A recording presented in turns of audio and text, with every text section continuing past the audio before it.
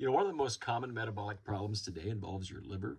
In fact, about 1 in 4 adults now has excess fat just stored in their liver. The liver is really the metabolic control center of the body. Dr. Ben Bickman likes to describe it as the soccer mom of metabolism. It's involved in everything. It handles carbohydrates, fats, and even produces energy when you're not eating. But the problem starts when the body develops insulin resistance. When insulin stays elevated for too long of periods of time, it sends a signal to the body that says, store energy, and the liver listens.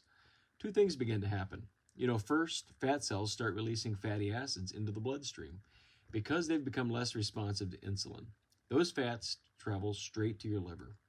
Second, the liver actually begins making its own fat from excess carbohydrates, especially sugars like fructose found in sweet drinks and processed foods.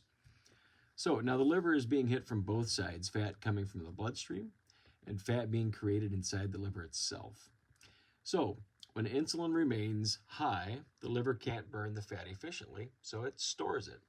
Over time, this can move through stages from simple fat buildup to inflammation and eventually more serious liver stress. The encouraging part is that the body is incredibly adaptable.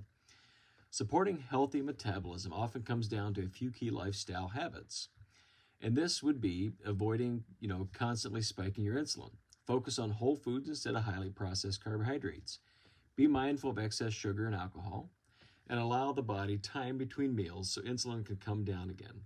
When insulin levels come down, the liver can shift from storing fat to burning fat. And that's a big part of restoring a healthy metabolic balance again.